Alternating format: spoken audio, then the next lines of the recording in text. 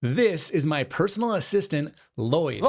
He was born about 3 weeks ago. He lives under my stairs in an M1 Mac Mini that's been laying around collecting dust for years at this point. I installed OpenClaw. Lloyd was born and my life changed forever. Now, as you can see here, Lloyd has its own Apple ID. I can text it at any point, day or night. It'll always have something to say. I even gave my wife access to Lloyd so she can ask him questions, have him perform research tasks. It's really been useful to her, and I believe it's greatly reduced how much she uses things like ChatGPT. Now, OpenClaw is no secret at this point. It is absolutely viral, and it's the fastest growing open source project of all time. But it's not perfect. The honeymoon phase with OpenClaw ended very, very quickly as I realized that its promise of persistent forever memory kind of is a lie. It doesn't work, at least out of the box, in that capacity. Now, I plan to solve that in today's video with the help of Obsidian. Now, I am not in any way associated with Obsidian. In fact, I'm not even an Obsidian user, but if this works as good as I think it will, I'm going to be switching. So buckle up as I show you how to integrate your OpenClaw instance with Obsidian to have a full understanding of how you think, what you think, and a persistent memory that actually works. Let's get into it right after a word from today's sponsor. This video is sponsored by Elfsight. If you run a business for your website, you know the customer support challenge is real. People have questions at all hours of the night, and you'll either need to hire someone to handle all that for you, or you're stuck answering messages yourself at midnight. Elfsight just launched an AI chatbot that solves this problem. It's a no-code widget that you can add to any website. WordPress, Shopify, Wix, Squarespace, whatever you're using, it will handle customer support questions automatically using the latest GPT models. The conversations will actually feel natural. You can train it on your own knowledge base, upload your FAQs, product documentation, or business information, and it will give accurate answers specific to your company. You can even customize how it looks and behaves to match your brand. The best part is they have a fully featured free plan so you can test this out without spending a dime. If you want to automate your customer support, then check the link in the description. My thanks to Elfsight for sponsoring today's video. The idea for this video was born because I saw this article last week on X. It's talking about using Obsidian with Claude Code. Now today we're going to be using OpenClaw, but the fundamentals remain the same. I will link to this in the description. Go ahead and read all the way through it if you're so inclined, because a lot of the philosophies that I'm going to be showing you here in today's video and the technical aspects as well were born inside of this article. Credit where credit is due. Go give Heinrich a follow, which I'm not doing, so let's fix that. First step, go ahead and download Obsidian. This is a free note-taking application. There is a paid element to it, but you don't need that for what we're going to build today. I will show you some things you can do with the paid version, but go ahead, download Obsidian and get it installed on your system. It works on all systems. We can get it on macOS, but it also works on basically any computer you might have lying around. It's very low power. It'll run on anything. And then what we're going to do is set up what they call a vault here. The easiest way to do that is just hit the create button after you've got it installed and give your vault a name. A vault is essentially a folder, by the way. It just holds markdown files, which are text files. So this will work cross-platform. If you've noticed using AI over the last few years, AI uses Markdown for almost everything. So having a good Markdown reader will also come in handy. I'm going to call mine Dave's Vault, and I'm going to choose a location. I'm going to put this on a local network drive that is synced across all of my machines. But if you have just one machine, you can put it wherever you want. In my case, I need it to sync to my Mac Mini at least, because that is where Lloyd actually lives. I should mention at this point, just because Obsidian is free and pretty amazing, that if you do want to pay their $4 a month per user sync fee, you can do that and you won't have to worry about having any complex networking set up. So go ahead and just pay $4 a month and your vault can be synced across multiple devices. Well, it's actually 5 if you do monthly billing, just FYI. Okay, so back to the setup here. I've got my vault created and you can see here it's basically just empty. So what we need to do is set up a file structure that will organize our thoughts, but also train our AI agent on how we think. Yeah, that's a pretty big statement, but honestly, it's a shortcoming of many of the AI chats you're engaging with. It just doesn't have a context for where you're at and how you will best digest information. So we're going to set that up through our file structure, at least as a starting point. Now, if you're not sure where to start with your file structure, the article I linked to does have a markdown piece here. You can just copy this and build it out exactly as he recommends, or do what I'm about to do. I asked my AI agent, who has known me for about 3 weeks at this point, knows a lot about the type of work that I'm pursuing. I asked them to take this as a template and then expand upon it to suit my actual needs. Okay, so for context here, this is the message I sent saying, here's the template. What do you recommend for me? And it came back with a pretty good suggestion here. So we've got a lot of things. I'm going to add in just a few more components, things about like family and children and stuff like that, because that is definitely something I want organized. We'll go ahead and do that and then go ahead and have it build this out for me. I could do this all manually, of course, but why bother? It has access to the files already. I'll just ask it to make it. Now, I honestly don't know if I've ever told Lloyd my kids' names, which I actually want in this file system. So here is a tip. Anytime you're talking to AI, tell it to ask clarifying questions if necessary. That will solve a lot of the problems because sometimes the AI will not ask the clarifying questions and just make something up if it's unclear. So let's go ahead and have it pursue this line of thinking and see if it asks what my kids' names are. Okay, so it actually did know what my kids' names were. So I guess its memory system is working decently at this point, but it really wants to know, like, why are we doing this? What use will it be for you? I think it's kind of summarized here in point number 5. Is this for future reference? Is this for active planning or for relationship management? I'm going to say it's for all of that. Okay, so I said it's for all of that, and it wants to know if my wife can see this as well, which is nice. And I said, yes, Amy can have access. There's basically nothing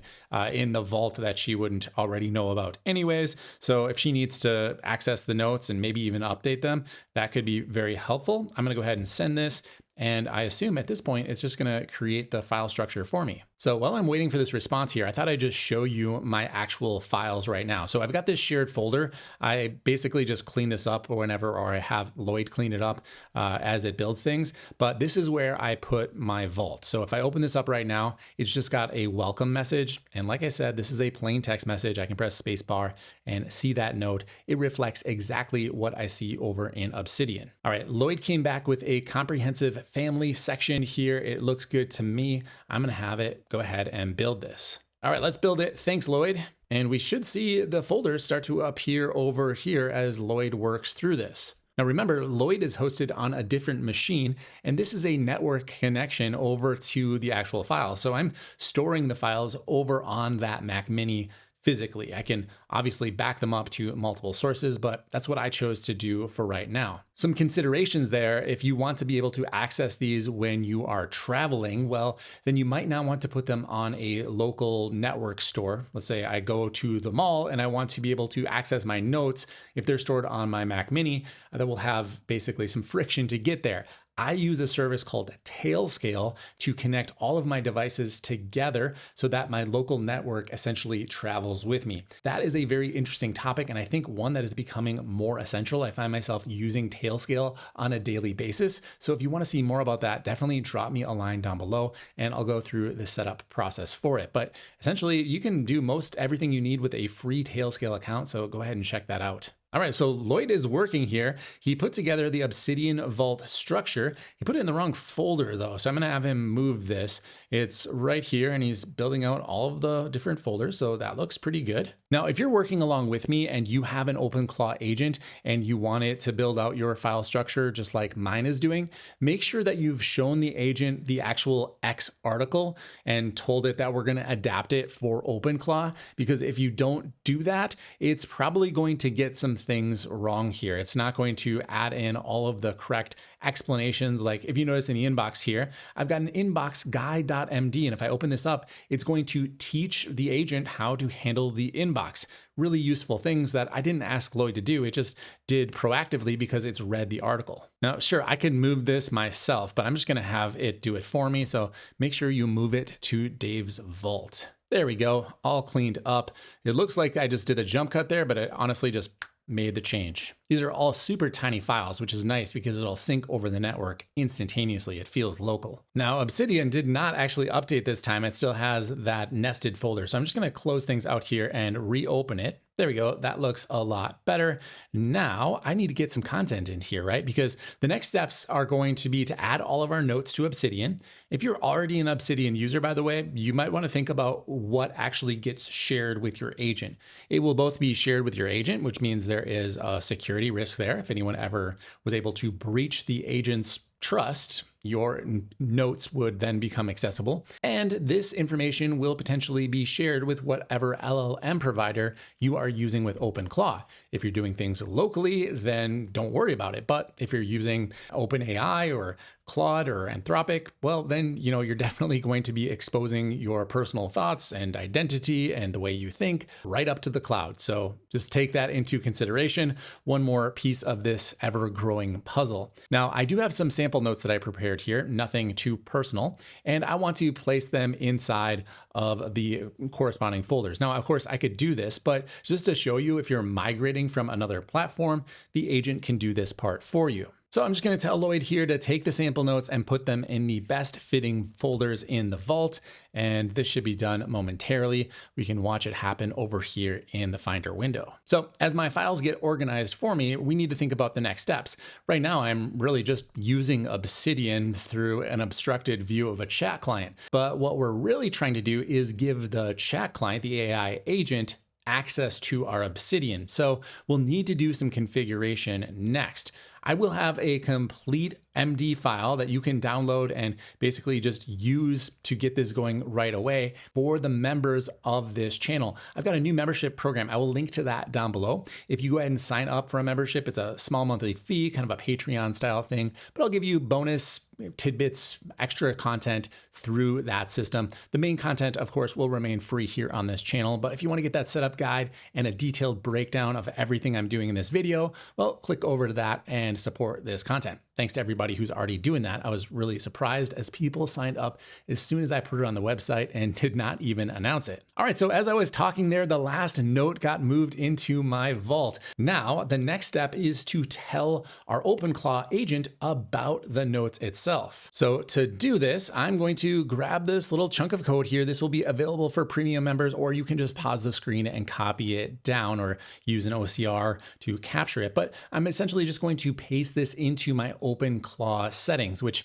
if you aren't aware, are located in your user folder in a hidden directory. So here is my user folder for my agent. This is over on my Mac Mini. I'm going to press Shift Command period, and that's going to show me all of my hidden files on Mac OS. I'm sure you can probably figure out how to do this on Windows. I don't remember the key command or exactly where to go, but should be an easy Google if you don't already know how to do it. And here is my Claude folder. This is where my agent's actual data lives. We'll do a full breakdown on OpenClaw later on, but this is essentially the identity, the soul, the memory of my agent. I do not need to be in this folder. Where I want to go is to one of those hidden folders, and in this case, it's called OpenClaw. Right here, this one. Let's open that up, and we're going to find a JSON file that's the configuration for our agent. It's this one right here, openclaw.json. Now, I'm not going to open this up in this video because it does have private info in here, like API keys that you might have given OpenClaw to connect up to providers, things like that. So I'm not going to show that in this video for obvious reasons. This is my real agent. I don't want it exposed. But all you need to do is paste in that code snippet, updating your path to your actual Obsidian directory. Now, it's probably going to look something like this. And what you want to do is just press Control or Command F, find the memory block right here, and then we're going to remove that memory block. So I'm just going to select it all and hit delete. And then we need that code that we talked about before. You can ignore the opening and closing brackets because those will already exist in your file. So just start at the quote memory, copy this and paste it into your config file. Now, when you're pasting this into the config file, just make sure that you don't grab this opening bracket or this closing bracket. You'll just want to copy from the opening quote all the way to the last bracket here. Now, assuming it's not the last item in your config file, you'll also need to add in a comma after that closing bracket. Otherwise, things will fail when you restart. So at this point, it should look something like this. The only thing we need to change here is the path to our Obsidian vault. On macOS, the easiest way to grab a path for any folder is to right-click on it and then press the Option key. You'll see the copy changes to copy as path name. I'm going to copy that and paste it right into my config file. So right over here where it says path, I'll delete this, making sure I don't leave any stray characters. And there we go. Now, before you save anything in your JSON file, make sure that there is a backup. Now, typically my system's making backups kind of all the time here, like every 10 minutes. So just make sure you've got one of these backups available. Otherwise, just duplicate the folder before making any changes, just in case you screwed up the syntax and things are broken. Now, remember, what we did in that step was to connect up our vault to OpenClaw so that it's going to start indexing all of the notes. In order for the indexing to begin, the fastest way to do that is just have it restart. So I'm going to ask Lloyd here to restart itself. Yeah, I always say please to my agents. Better be safe than sorry. And Lloyd knows what's going on. He says he'll be back in about 15 seconds and index to the vault. See you in a moment. All right, Lloyd is back up and running. It's restarting to let the QMD index the vault, and we should be able to do some tests here in a moment and see how it's working. Now, it's worth mentioning that if editing this config file really freaks you out, is just have your agent do it for you. Just give it what you need, and it'll make sure that all of the syntax is correct. There's no stray characters or missing commas, and everything launches when you restart. But if you do edit things yourself and run into trouble, don't be afraid of just launching Claude Code and telling it to fix your OpenClaw. Now we have agents fixing agents. Man, the future came quickly. All right, I'm just gonna ask Lloyd if the indexing is complete, and then we'll try some sample searches here. All right. That took a little bit longer than I would have liked, but I'm going to be totally honest here on this channel so that you can follow along. I think the entire problem was the fact that I had spaces in my vault name. So if you want your agent to index your vault, best to stick without spaces. So I had it rename the vault to Dave's-vault, and then it was able to index perfectly. At least I think perfectly. Let's go ahead and actually test it out. All right, so I'm going to ask it to search my vault for notes about deep work, just to see that it can actually access the files. All right, it worked. It found 6 notes about deep work in my vault. It says that they're all interconnected with wiki links. So now I can have it actually create a brand new note for me. Create a new note about my plans for the future. I really want to go to space camp and become an astronaut. I need to figure out what the steps are for a middle-aged man to become an astronaut. Document this and file it in the appropriate folder. All right, it did it. It created a new note in my projects folder. I can now head over to the projects folder, and I've got my astronaut path here. Just from a few mentions, it went ahead and created the entire plan for what I need to do to become an astronaut with NASA. Not only that, but I'd have this document available to me on my phone, my other computer. I'd have this wherever I am and wherever I need it in a format that isn't reading through Markdown inside of messages. So now our agent has a better memory system as well as a way to share long-form documents with us. But we can go even deeper. Remember, the whole point was for the agent to understand how we think. So let me ask, what patterns exist in my thinking notes? And just a refresher here, thinking is one of the folders that we created. This is where our thinking lives. And Lloyd comes back with a ton of information about how I actually think. Unfortunately, it's in Markdown, so maybe I should have it create a document for me about this. Now, these aren't my real notes. These are just demo notes, so I'm not going to spend a lot of time reading them. But you could see how this is just the beginning of really bridging the gap between your brain and AI having access to all of your thoughts, good or bad. So hopefully this video has been helpful to you to connect up your OpenClaw agent to your Obsidian vault. If you've got any questions, of course, hit me up down below in the comments. I also have my premium guide available on my website for paying members, so definitely check that out if you want a little bit more. My thanks to Elfsight for sponsoring today's video. That's going to do it. My name is Dave. I'll see you in the next one.